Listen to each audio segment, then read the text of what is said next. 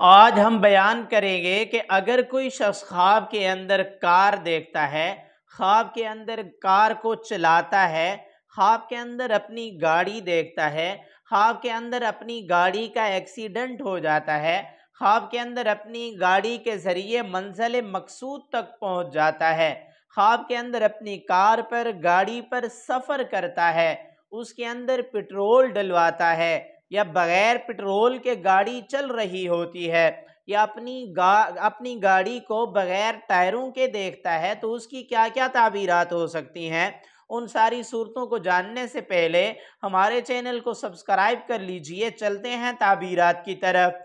हज़रत इब्ने सैनी रहमतुल्लाह अलैह फरमाते हैं, ख्वाब के अंदर अपनी गाड़ी यानी कार चलाना शर्फ, इज्जत और बुजुर्गी पाने की अलामत है।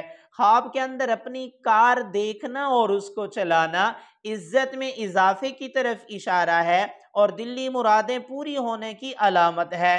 ख्वाब के अंदर अपनी कार को बगैर टायरों के देखना और चलाना परेशानियों की आने की तरफ इशारा है, बीमारी की तरफ इशारा है। साहिब ख्वाब को चाहिए कि सदका वगैरह कर दे। ख्वाब के अंदर ये देखना कि इसको किसी सरदार ने, किसी अफीसर ने या बादशाह वक़्त ने कार दी है, बहुत अच्छा है, सरदारी पाएगा, इज्जत और अजमत में इजाफा होगा, उस बादशाह या अफीसर से माली फ़ायदा हासिल होने की तरफ इशारा है। ख्वाब के अंदर कार की खरीदो फरोख्त करना यानी खरीदना या बेचना खैर व बरकत की तरफ इशारा है और इज्जत और अजमत में इजाफे की अलामत है। ख्वाब के अंदर बगैर पेट्रोल के गाड़ी को चलाना मेहनत के बगैर रिज़्क़ के हलाल हासिल होने की तरफ इशारा है।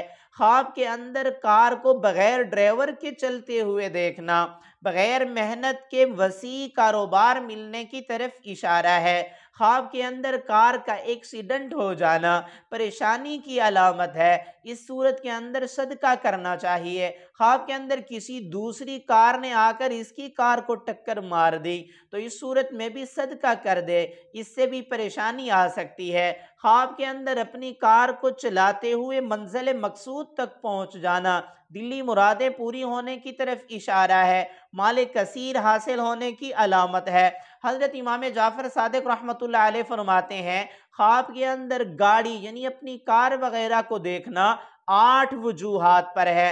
नंबर 1 विलायत मिलने की तरफ, नंबर 2 इज्जत और मर्तबा, नंबर 3 बुलंदी, नंबर 4 बुजुर्गी, नंबर 5 हैबत, नंबर 6 खुशियाँ, नंबर 7 रिफत और बुलंदियाँ, नंबर 8 कामों में आसानी पैदा होने की तरफ इशारा है। मेरी दुआ है अल्लाह रब्बुल इज़्ज़त से हमारे ख्वाब हमारे हक में बेहतर हों। अगर आपने इससे ऐसा कोई ख्वाब देखा है, उसकी ताबीर मालूम करना चाहते हैं, कमेंट्स में ख्वाब लिखिए या आई बटन के अंदर प्ले लिस्ट मौजूद है, उसमें आप अपने ख्वाब को सर्च भी कर सकते हैं।